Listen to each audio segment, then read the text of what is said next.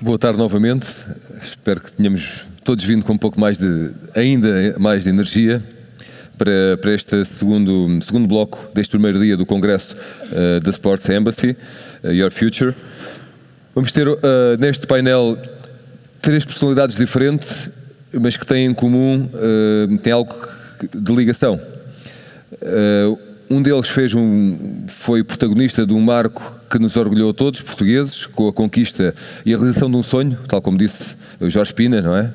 Que sonhar, o homem é da dimensão do seu sonho, e realizou um sonho para Portugal, a primeira vez na história, com a conquista de uma medalha de ouro nos Jogos Olímpicos de 1984. Estou a falar de Carlos Lopes, no atletismo. É um dos intervenientes, juntamente com Jorge Faustino, que foi jogador de futebol enquanto jovem, foi árbitro durante 20 anos, hoje em dia trabalha também na área do marketing e eventos desportivos, e de José Lima, licenciado em Teologia, mestre em Ciências pela Universidade Católica Portuguesa, tem vários livros publicados e é também coordenador do Plano Nacional de Ética Desportiva, que é o tema que nos traz aqui hoje. Vou convidar os três para subir ao palco. Uma salva de palmas para eles.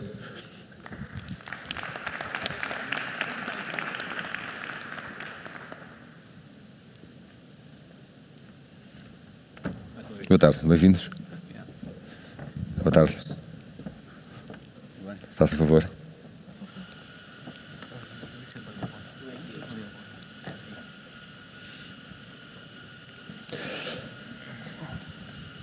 Os nossos convidados vêm-nos falar de ética desportiva na nova carreira do atleta.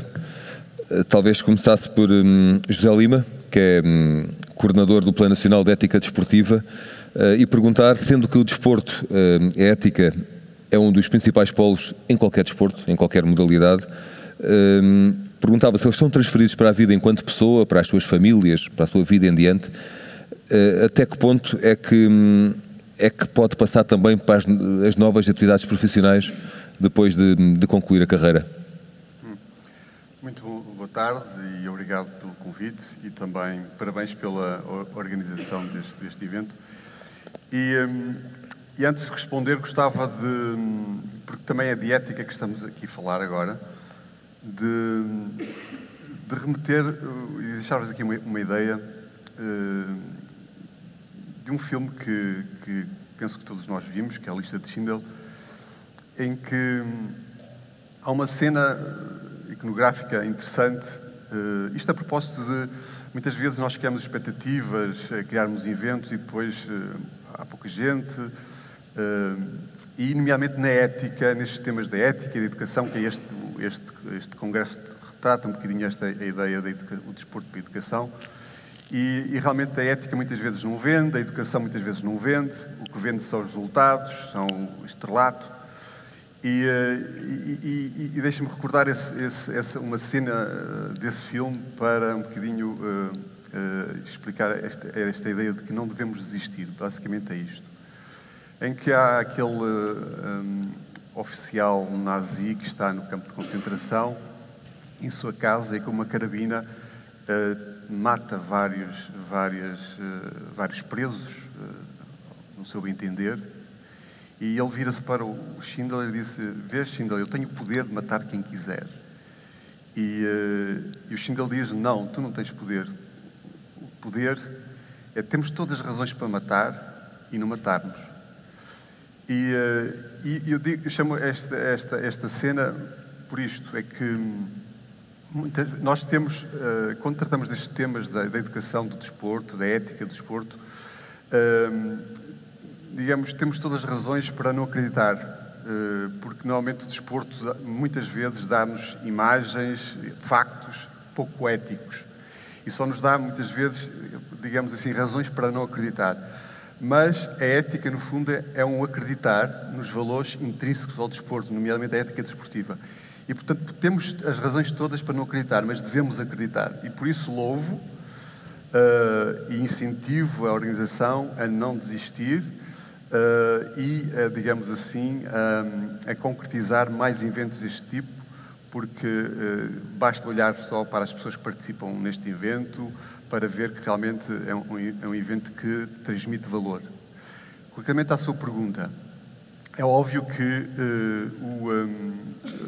a ética é transversal e, portanto, nós não podemos ter um polícia que faz, digamos, que guarda os bens das pessoas e tenta cumprir a lei de dia e depois à noite tenta roubar. Portanto, não bate a bota com perdigota. Também não podemos ter um atleta de alta competição que tende e que deve cumprir as leis do jogo, da prova, etc., e que depois, terminada essa competição, vá mentir e vá fazer outras coisas negativas. Portanto, a ética, há sempre esta dimensão de que tem que haver uma correspondência entre aquilo que nós dizemos e aquilo que nós fazemos. E o atleta de alta competição, ainda mais porque é exemplo, deve ser exemplo. E a ética e os valores transmitem-se muito pelo exemplo que temos, não tanto pelo discurso, mas mais pelos factos, pelos gestos concretos.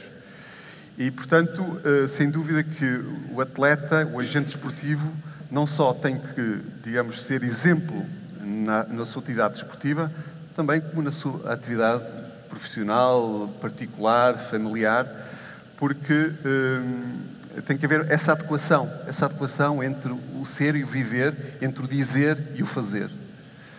E, portanto, por isso é que muitas vezes nós não acreditamos em alguns atletas, ou não acreditamos nos políticos, muitas vezes, ou em líderes, porque realmente aquilo que se diz, ou aquilo que ele diz, não corresponde à realidade. Não é? Até pode ser muitas vezes legal, etc., mas digamos que muitas vezes não corresponde à ética. E, portanto, dizer que o atleta tem que transpor, para além da sua carreira, para além, digamos assim, da sua prática desportiva, esse conjunto de valores para que realmente haja essa adequação. Não é? E falando em passar valores, temos Carlos Lopes, que é uma figura ímpar no desporto nacional, que tem essa experiência, ou é uma das atividades que desempenha neste momento, levar também esta ética desportiva, se calhar na base da formação. Queres falar um pouco sobre essa experiência nas escolas, talvez?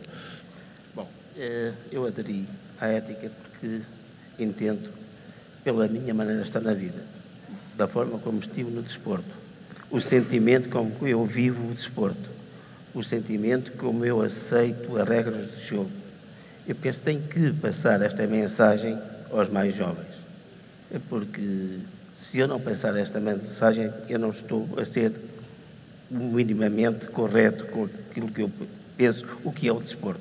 Nós sabemos que o desporto é uma paixão, é uma forma de estar na vida, é uma forma de viver, conviver, é um sentimento que transporta para a fronteira. E, portanto, eu penso que o fair play faz parte desta minha vida, deste sentimento. É da forma que eu quero que as pessoas não vejam o desporto como uma competição, principalmente os mais jovens. Quero que eles sintam o desporto pelo prazer, uma forma de conhecimento entre parceiros, entre amigos, transmitir isso aos pais, que o desporto não é uma guerra, não pode, não deve. Os pais devem ter um sentimento de olharem para os filhos como um próprio exemplo dele próprio, porque só assim a gente tem e vai ter melhores pessoas, melhores homens e melhor futuro para estes jovens. Porque o desporto, eu quando comecei a fazer desporto, fiz-lo pelo prazer. Cheguei onde cheguei, porque trabalhei, porque tive o condão e o sentimento que era capaz de criar outros valores. E, portanto, eu tenho que ir às escolas e dizer isso mesmo, é que o desporto é um hobby, se assim quiserem entender. Mas que, eu até costumo dizer, eu juntei o útil ao agradável. Vimos fazendo desporto, consegui ganhar dinheiro. Agora é assim, foi fácil? Não. O desporto tem desequilíbrios, tem adversários, mas nós temos que saber contornar isso. E só a nossa capacidade de observação, a nossa capacidade de saber gerir isto, saber contornar outros valores, outros sentimentos, é que nós chegamos longe. Eu, por exemplo, tinha colegas meus que diziam, epá, já viste fulano, não sei o quê, epá, um gajo, não sei o quê, faz isto e aquilo. Sabe qual era para mim o adversário mais difícil que eu tinha? O cronómetro. Vejam lá. Esse é que eu tinha que contornar. Esse é que era um objetivo a considerar. Porquê? Porque se eu conseguisse contornar o cronómetro, eu estava no caminho certo. E foi assim que eu fui crescendo. Uma vez tive uma prova de 1500 metros, em que os juízes tiveram dúvidas entre mim e o meu colega, por acaso, do Benfica. E eu rapidamente resolvi o problema. Eu sabia que tinha ganho, mas assim, olha, falei bem, então, parabéns. Eu acabei ali a guerra, saber quem ganha, quem não ganha. Eu fiquei prejudicado? Não. Só perdi uma vez, mas ganhei um amigo e um desafio para todos aqueles que realmente têm este sentimento. Porque ali não se tratava de pontos, não se tratava de coisa nenhuma.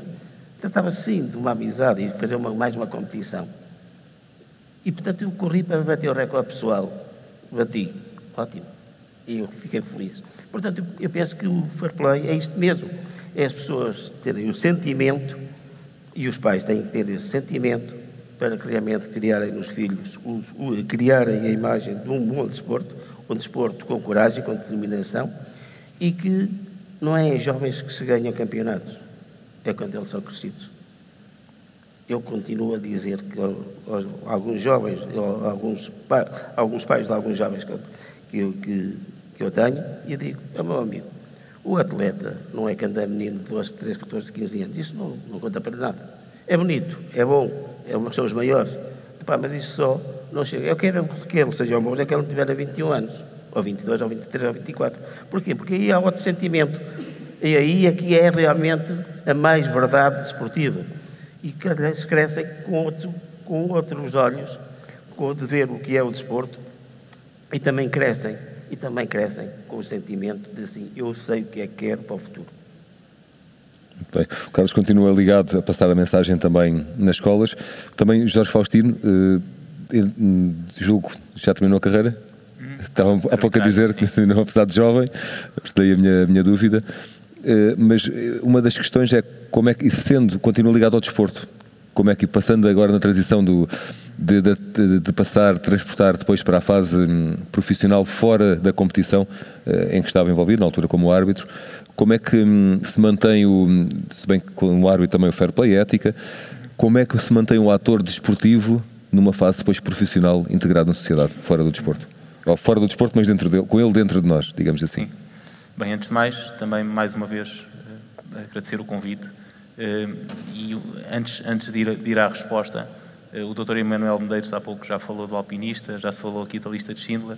Eu, enquanto árbitro, estive sempre muito habituado às vezes ter que ser mais direto, nomeadamente com os jogadores, com os delegados dos clubes, com treinadores, etc. E, portanto, também estou um bocadinho habituado a esse papel e nessa perspectiva quero dar os parabéns à organização, porque criou aqui um evento com condições para ser, como já foi dito, um evento que poderia ter uma prospecção e uma perspectiva internacional pela qualidade organizativa, pela qualidade, e não falo de mim, pela qualidade de muitos dos oradores e eticamente, quando falamos de ética, e já aqui foi dito, não é só dizer, ou não é só dizer que se faz, é efetivamente fazer.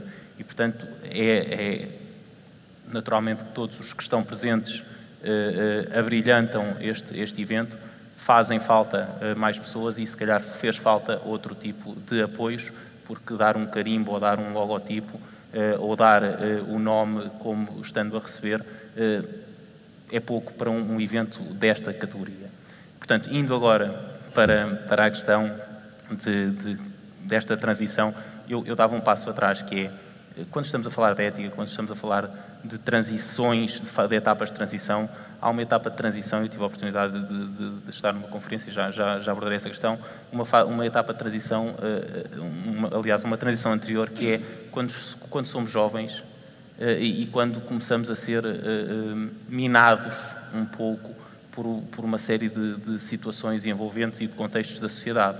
Porque nós vimos limpos, nós vimos limpinhos, e depois é que acontece a uns e a outros não, a transição para alguma falta de ética, alguns comportamentos menos corretos, alguma falta de fair play. E, portanto, essa é a primeira transição e é aquela que nos devíamos muitas vezes focar. Eu tive a oportunidade, fui árbitro durante 20 anos, nunca deixei de ter uma atividade profissional paralela, ou, aliás, principal, porque sempre me preocupei muito que não poderia estar dependente da arbitragem. O Duarte há pouco explicou que um árbitro no futebol profissional consegue ter um rendimento que lhe garante a estabilidade, mas se lesiona essa estabilidade, vai-se à vida. E, portanto, sempre tive a preocupação de ter uma carreira profissional independente do futebol. Sempre trabalhei na área de marketing, com foco no marketing desportivo. E fiz recentemente um estudo numa universidade com 3.000 jovens, 17, 18, 19 anos, sobre o que é que eles queriam fazer para a vida. Quais eram as suas aspirações. E a primeira resposta era viajar. Portanto, o que eles queriam fazer era viajar. E a segunda, que nos surpreendeu a todos, era deixar um marco positivo na sua vida para a sociedade.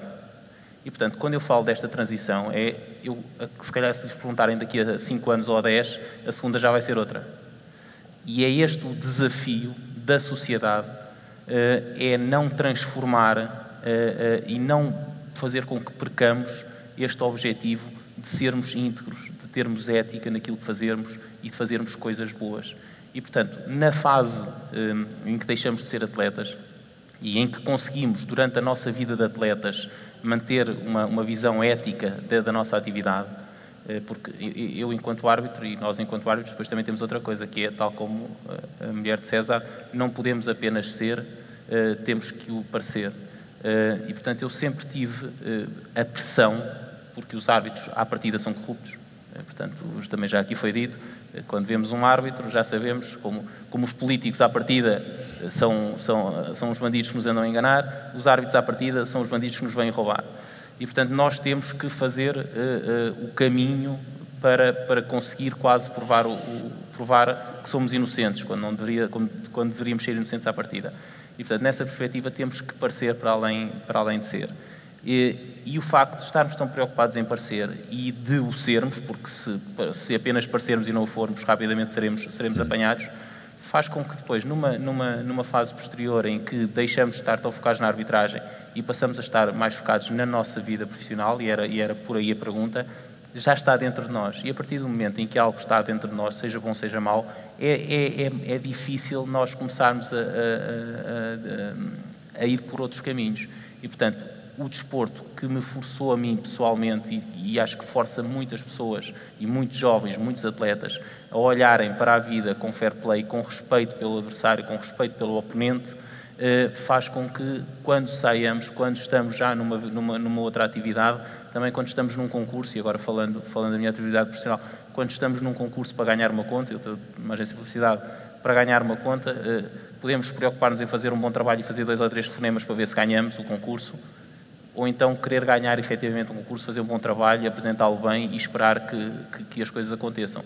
Porque se há uma coisa que temos que nos lembrar, é que se nós podemos fazer os 2 ou 3 telefonemas, haverá sempre alguém com mais peso do que nós a fazer esses 2 ou 3 telefonemas. Portanto, se tivermos esse tal comportamento eticamente correto na nossa atividade profissional, se todos fizermos o walk the talk, as coisas no futuro e no presente podem ser diferentes.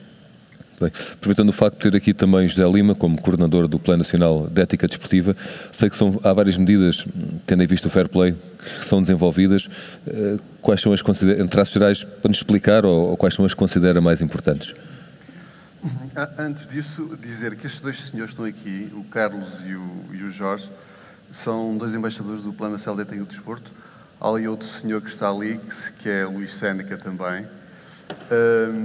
E isto veio um bocadinho na primeira pergunta que fez. Nós, quando estamos a falar de valores e de ética, estamos a falar, essencialmente, que a melhor forma de transmitir os valores e a ética é através de exemplos, de factos concretos. E, portanto, nós temos que ter modelos, nomeadamente para apresentar às crianças. E, portanto, nós criamos uma bolsa de embaixadores. Grande parte deles são atletas e agentes desportivos que já deixaram, digamos assim, a sua atividade desportiva. Portanto, temos aqui uma pós-carreira, digamos assim. e que vão ao encontro um bocadinho desta questão, digamos, de serem úteis, no sentido de ser modelos para as gerações mais novas. Hoje é muito difícil nós levarmos um atleta de alta competição, porque tem a sua agenda, tem os seus treinos, etc., às escolas, e então apoiamos muito neste tipo de ex-atletas que têm uma história. O Jorge, portanto, foi árbitro, o Carlos foi atleta, o Luís foi selecionador e também atleta. E, portanto, é um conjunto de pessoas que têm um know-how bastante grande a nível da sua atividade desportiva, mas também têm um know-how muito grande através da sua, digamos assim, do seu caráter e da sua dimensão humana. E que há, digamos, a tal encaixe que eu falava um bocadinho entre a atividade desportiva e a sua atividade humana, ou aquilo que a pessoa é, o seu caráter, e que nós pretendemos transmitir isso aos mais novos através de exemplos concretos. E, portanto, eles vão muitas vezes às escolas, connosco, vão a clubes, digamos, apresentar esse modelo que são. E, portanto, há aqui, digamos assim, também uma valorização pós-carreira, digamos assim, que eu acho que é importante e acho que os clubes e escolas deviam ter esses modelos. Os miúdos podem não conhecer o Carlos, nem conhecer o Jorge, mas teve aqui outro, há pouco, o Jorge Espina, por exemplo, que também é nosso embaixador. As pessoas não o conhecem, mas ouvindo as histórias deles, que ele nos tem para contar, realmente os miúdos ficam mais enriquecidos e, portanto, acho que é uma mais-valia para que os clubes e as entidades realmente venham valorizar estes atletas, estes agentes esportivos com uma carreira longa e cheia e que, de certa forma, possam depois valorizar a dimensão dos valores e a transmissão dos valores junto dos mais pequenos. Respondendo à sua pergunta, nós temos sempre esta preocupação de que como é que nós podemos operacionalizar a questão da ética? Porque muitas vezes, há um bocado estava a falar de que ética não vende, e é verdade. Fala-se muito de ética, mas é difícil depois concretizar as coisas. Nós olhamos à nossa volta e vemos isso, as notícias que temos da dimensão política, das famílias, dos bancos, do subprime, tudo são coisas, digamos, da consequência dos atos e, portanto, tem a ver com o comportamento ético das pessoas responsáveis, mas continuamos, digamos assim, aqui nos mesmos erros, mas nós queremos operacionalizar essa dimensão ética. Como é que isso se faz? E nós, para os mais pequenos, porque é esse o nosso público-alvo, são os miúdos, porque aí nós podemos alterar o seu caráter, formar o caráter da pessoa. Temos vários instrumentos, nomeadamente o cartão branco, que é um instrumento pedagógico em que o árbitro mostra esse cartão quando há um gesto de fair play, quando há um gesto positivo. Eu, por acaso, trouxe aqui, depois vou deixar isto ao Jorge, é um cartão, portanto, um cartão branco, e, digamos, há o cartão vermelho, o cartão amarelo e azul no hóquei, que é, no fundo, para sancionar. E este cartão é para valorizar. Portanto, significa que o árbitro é também pedagogo. Isto é, indica às crianças e aos jovens qual é o caminho a seguir, qual é o gesto positivo. E, portanto, é uma operacionalização da ética, isto pela positiva. Qual é o caminho do bem? É este. O caminho do bem é este. Porque a ética tem uma finalidade que é indicar-nos o que é o correto. E, portanto, o cartão é isto. O árbitro indica o que é o correto. Está a ser aplicado em várias modalidades, nomeadamente os escalões de formação. Temos outra coisa que se chama Bandeira da Ética e que é o que é uma certificação de boas práticas, para as pessoas terem uma noção. No fundo é a bandeira azul das praias, mas aqui aplicado aos clubes, às instituições, em que nós, dia 15, vamos lançar uma nova plataforma e também o regulamento dessa bandeira da ética, e que, no fundo, o que nós pretendemos é certificar os clubes, certificar as escolas, certificar uma iniciativa de um clube, uma corrida solidária, um torneio, o que for, com a chancela da ética desportiva. Isto é aquela iniciativa, aquele projeto, aquele departamento de formação tem parâmetros éticos, tem valores, como a ética desportiva, etc. E como é que se faz isto? Faz-se através dos regulamentos, faz-se através de tarjas ou lonas que se põem no campo a apelar o fair play, faz-se através de iniciativas solidárias, etc. Não é? Dizer-vos que isto é importante porque já se falou aqui um bocadinho também, que o Emanuel falou, tem a ver com a responsabilidade social do clube, tem a ver com o serviço à comunidade do clube ou da entidade e tem a ver com a passagem de valores e digamos, o enriquecimento da pessoa e ajudar a criança a desenvolver-se e a crescer de uma forma saudável. Também dizer-vos, para terminar, que esta certificação, a Federação Portuguesa de Futebol, exige na sua certificação de clubes esta bandeira, o que vai, digamos assim, despoltar que os clubes vão ter que fazer atividades, vão ter que desenvolver, digamos, projetos ligados à ética e aos valores do desporto. Muito bem. Eu aproveitava a presença também aqui de Carlos Lopes, para, já que estamos a perspectivar o pós-carreira, a transição, digamos assim, tendo sido na sua modalidade, atingido o ponto máximo que o atleta numa competição individual, não sendo por equipas, pode atingir, que é uma medalha de ouro na respectiva modalidade nos Jogos Olímpicos. Perguntava-lhe de que forma é que pensou que perspectiva tinha na sua transição de carreira, se tinha noção que iria terminar um dia e iria deixar a competição ou não, e se preparou com antecedência, ou como é que viveu esse momento, tendo atingido o auge, depois naquela medalha de ouro, se pensava que um dia iria terminar e como é que se preparou para isso? Bom, eu sempre tive uma maneira muito própria de estar no desporto. Porque sempre entendi que havia um princípio e havia um fim. E preparei-me porque eu não dependia exclusivamente do desporto. Eu fui inicialmente torneiro mecânico, tinha uma profissão extraordinária, ganhava mais que no desporto, portanto eu não dependia do desporto em si, e mais tarde estive no banco e, portanto, tinha a minha reforma assegurada. Portanto, eu quero dizer que o desporto, para mim, eu vivi sempre o desporto com amor, com paixão, e quis sempre ser o melhor. Ponto. E trabalhei para ser, de facto, o melhor.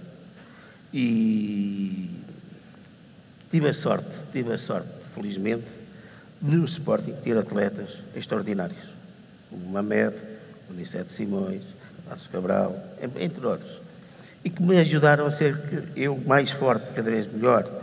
Eu fiz resultados, devo-os a eles, porque se eles não existissem, se calhar não era tão bom. E não atingia os meus próprios valores. E tenho e sempre tive em mim a felicidade de viver com esta gente, porque, ao contrário do que possa parecer, eu nunca os via como uns adversários, mas a bater, mas sim uma forma de cada vez mais melhorar a minha performance em prós deles. Isso é aqui que se queria lutar para o play, não é? Claro que se me disserem que foi tudo um mar de rosas, não. Sobre espinhos, houve. Mas isto também nos faz crescer, porque se nós não tivermos estas nuances de realmente, de vez em quando, assim umas pequenas caramuças, a gente também não cresce. Eu penso que isto faz parte, mas eu nunca entendi isso como uma forma de vingança, ou de fazer coisas por vingança, não. Eu quis crescer porque queria ser, como disse, queria ser o melhor, trabalhava para ser o melhor, fiz tudo, e portanto eu quando fui, e desde muito, como já disse, desde miúdo, quando alguém punha em dúvida, ou que tinham problemas com adversários, eu nunca tive. E tive porquê? Portanto, eu quando ia para as competições, ia tranquilo.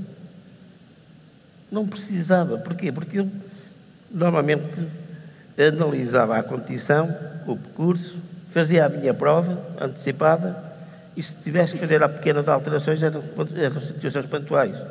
E criava a minha própria corrida. Está aqui o Aniceto comigo. Uma vez fomos a um Mundial em Paris. Ao fim de 2 km vinhamos em últimos, ou quase últimos. Eu disse, Aniceto, vamos embora, pá. Olha, já estamos a 4. Vai-te embora porque eu não posso, estou mesmo lesionado e isto não vai dar. Mesmo assim vim para a 24º. Mas também não ia muito à confiança. Porque também vinha de uma lesão, também não sabia o que é que ia acontecer. O que é certo é que, pela forma como nós éramos, da forma como nós éramos capazes de transmitir uma confiança tremenda ao próprio selecionador. Ele disse, não, mas isto é aqui. Mesmo doentes, íamos. Mesmo lesionados, íamos. Porquê? Porque ele tinha confiança em nós. E isto criava em nós, nós atletas, criava-nos uma força, uma mentalidade de criar cada vez mais o sentimento de nós estávamos ali porque tínhamos valor.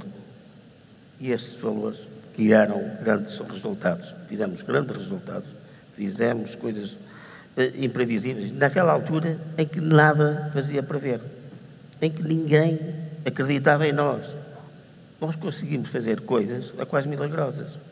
Hoje o desporto deve-nos muito daquilo que nós fizemos nos anos 70. Porque fizemos coisas que hoje temos quase tudo para sermos grandes e sermos cada vez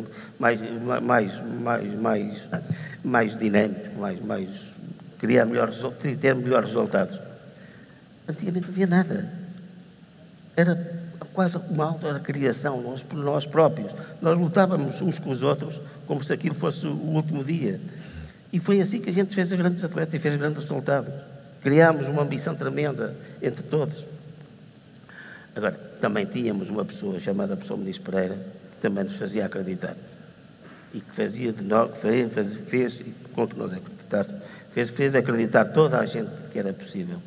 E nos Jogos Olímpicos de 76 e no Campeonato do Mundo de 76, se eu tenho falhado e se algum de nós tivéssemos falhado, possivelmente hoje o desporto não é o que é. Nós fizemos grande resultado, o Aniceto fez o recorde, bateu o recorde nacional de 5.000, eu ganhei, fui medalha de prata, o Zé Carvalho foi quinto nos 400 metros, e fez com que realmente o desporto tivesse outra dimensão, outras capacidades e criassem outras condições que hoje os jovens podem beneficiar disso, só não beneficiam se assim não entenderem. E, portanto, eu quero dizer que a nossa dinâmica criou, de facto, uma coisa, Duarte da Velha, fez acreditar o povo português que tínhamos capacidade de fazer tantas ou mais que alguns estrangeiros. E, portanto, eu quero dizer que tem que ser um homem feliz. Pós-carreira, como fez a pergunta, eu quero dizer que, como tinha uma boa profissão, estava mais ou menos seguro. Tinha há quase 40 anos, ou estava há um mês de fazer 40 anos. Acabei uma prova aqui em Faro e disse, meus amigos, a minha carreira acabou, nunca mais corro na vida. Portanto, eu quero dizer que isto tudo não foi premeditado, porque realmente achei que era o momento exato de acabar com a carreira e feliz pelo aquilo que fiz ao longo da minha carreira e, acima de tudo, consciente que fiz tudo bem feito. Hoje, se calhar, não fazia tão perfeito, não sei. E que terminei porque entendi que era o momento. E, portanto, fui consciente do momento, consciente de que ia perdurar na história estes momentos todos. E foi pela ética que teve na altura, intrínseca e genuína, até na forma como enfrentava os seus adversários, se calhar torna ainda mais adequada e mais ajustada ser agora embaixador também num dos projetos do Plano de Ética Desportiva Nacional. Pergunto também que importância é que tem para si esta valorização, digamos assim, também pós-carreira e como é que é o desempenho desse papel? Eu sempre gostei de enfrentar e criar empatia com os jovens. Porque eu, já em 1976, numa entrevista, através da RTP, eu disse, o desporto devia começar nas escolas. Ora, se eu digo isto, é porque tinha esse sentimento. Quando se diz que hoje há o desporto escolar, que devia ser, era aí que devia começar, de facto. Só que o desporto escolar, infelizmente, não se tem implantado com a força que a gente entende que devia ter. Não perguntei a razão, deve haver alguma razão. Vamos tentar saber no painel a seguir. E, portanto, eu quero dizer que este é um papel que eu gosto de fazer, que eu aceitei e que aceito, e que, acima de tudo, também nos projeta. Como todos nós sabemos, o tempo não dura sempre. Há jovens dessa idade que não sabem quem é o Carlos Lopes. Mas, depois de estar presente, as coisas mudam um bocadinho. Há muitos que também sabem porquê, porque os pais também transmitem esses valores e essa ideia. Porque há pais mais jovens que ainda hoje me agradecem daquilo que eu fiz ao longo da minha carreira. Eu penso que isto é extremamente importante de ser reconhecido. Não foi por acaso, foi porque realmente a minha maneira de estar no desporto foi sempre pautada pela dignidade, pelos princípios e pelos valores. É isso que faz a diferença. Mais do que a conquista que fez história para Portugal, é também o homem que está por trás dessa conquista. Para o João Faustino, tinha também essa pergunta do facto de ser embaixador, também nesta perspectiva, e também, sendo que não teve que se preparar, para a semelhança de Carlos Lopes, também teve a oportunidade de manter uma atividade já durante a atividade desportiva também, a competitiva. Perguntava-lhe se teve essa noção também dos seus colegas, ou dos colegas que seguiram pela via profissional e não tinham possibilidade de ter outros rendimentos, outra profissão para além da arbitragem, se tinham essa perspectiva de final de carreira, ou qual é a ideia que têm na área, trazemos também um pouco na área da arbitragem, o pós-carreira, o que é que traz? Bem, antes de mais, o enquadramento como embaixador do Plano Nacional de Ética no Desporto é uma honra, mas mais do que isso é uma responsabilidade. E eu acho que esse carimbo, quanto mais alargado vier a ser a outras pessoas, mais benéfico e mais abrangente e de forma com uma mancha maior no nosso país vamos conseguir passar estes valores, porque efetivamente esta minha expressão de dizer que é mais do que uma honra, é uma responsabilidade, é verdade. Independentemente do meu comportamento individual que sempre procurei ter, a partir do momento em que levei este carimbo, digamos assim, fico com já não me represento só a mim. E, portanto, quando não nos representamos só a nós, quando estamos num clube, nós, além daquilo que fazemos por nós, estamos a representar um clube. E, neste caso, estou no clube, que é o Plano Nacional de Ética do Desporto, e isso traz-me responsabilidades acrescidas no que é o meu comportamento individual. Relativamente àquilo que foi a tal transição de carreira e o fim de carreira, e o que é o fim de carreira para muitos árbitros, isto é interessante, de facto, termos tido aqui o Duarte, que atingiu o que é possível atingir em termos de arbitragem, foi árbitro internacional, e, portanto, teve uma transição diferente daquela que foi a minha, e que sempre tive, como já referi, a minha atividade profissional, mas durante 20 anos, 10 dos quais no futebol, nos campeonatos nacionais e segunda liga, portanto, no futebol não amador, foi interessante perceber, e tenho aqui um colega árbitro com quem me cruzei e com quem que foi um competidor, porque ambos tínhamos os mesmos objetivos, mas que nunca foi um inimigo, e esta ética que aqui foi falada, que é a mesma ética que o Carlos Lopes aqui referiu, é a mesma ética que o Messi e o Ronaldo refletem nas suas palavras quando dizem: ainda bem que existimos, porque não seríamos tão bons se o outro não existisse.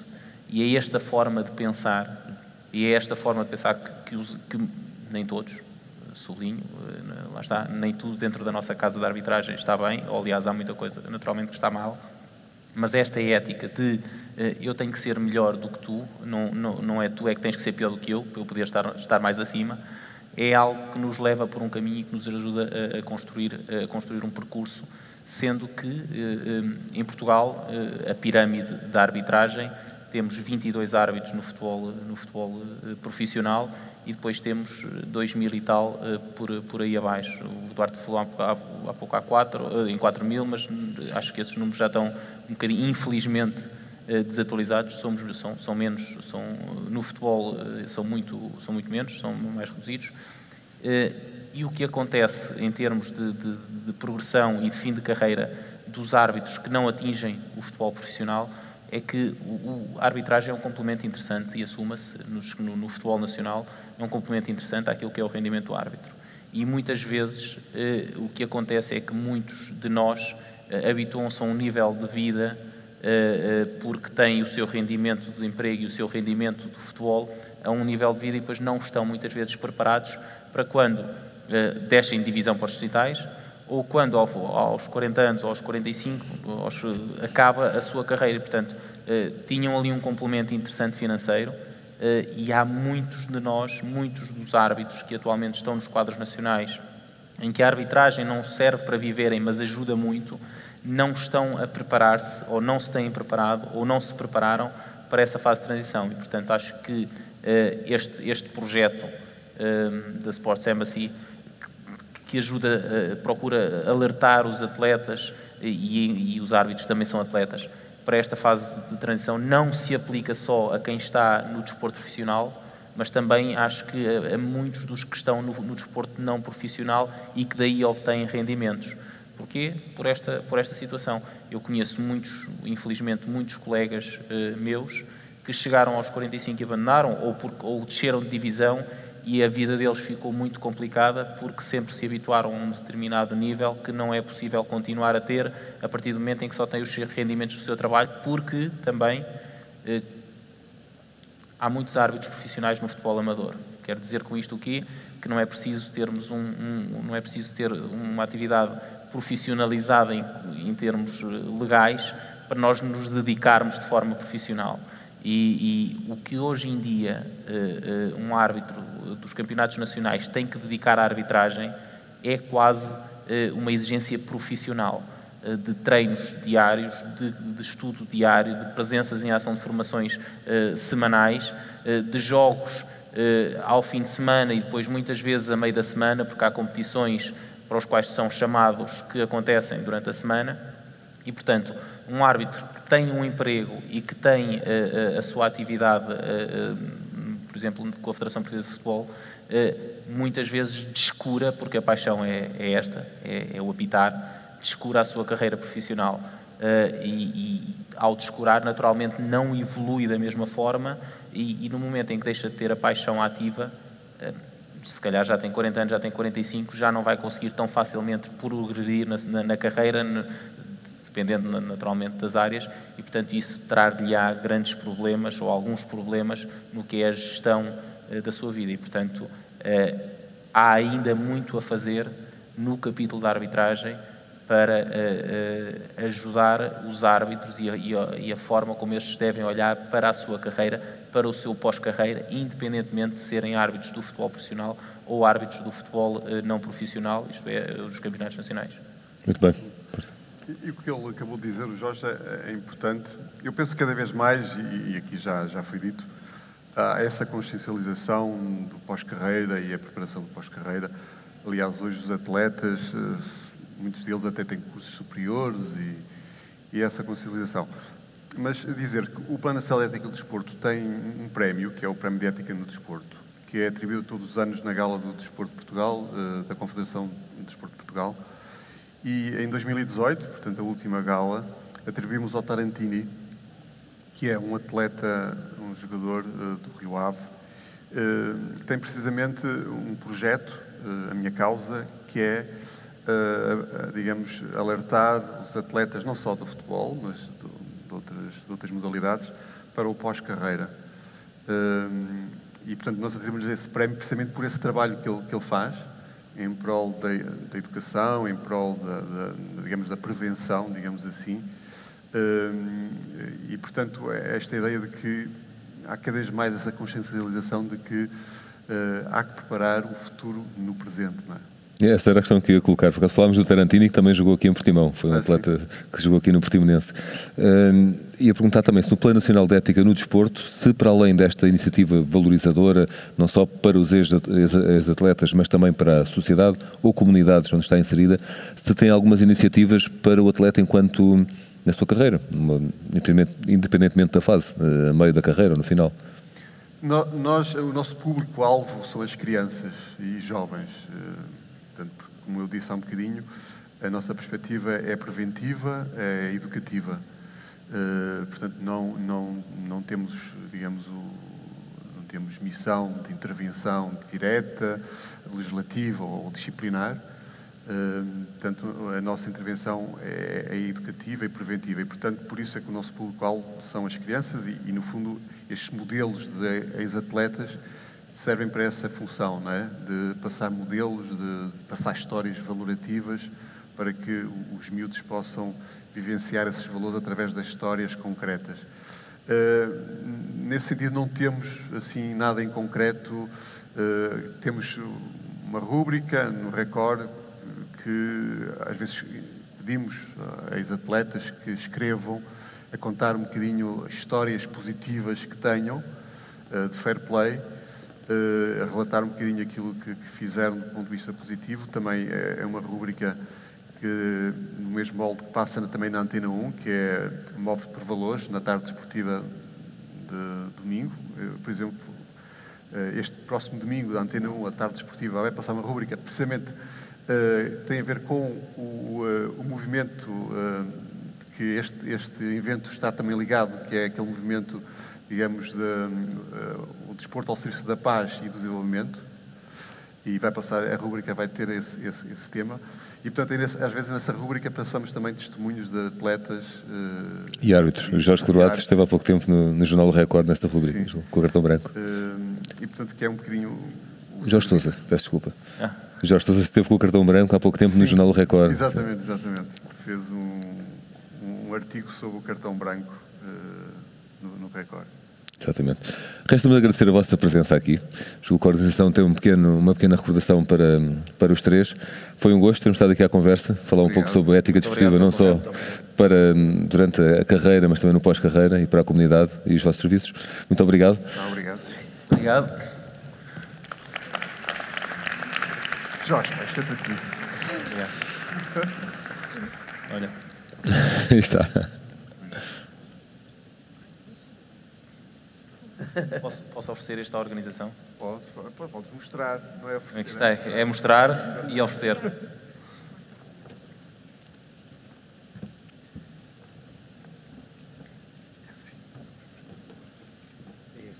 Sinto que estou a ser apresentado num clube. Nunca tive essa experiência.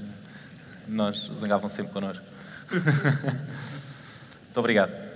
Obrigado. Muito obrigado. Foi um gosto. Obrigado por Obrigado. Obrigado, Carlos. Gosto.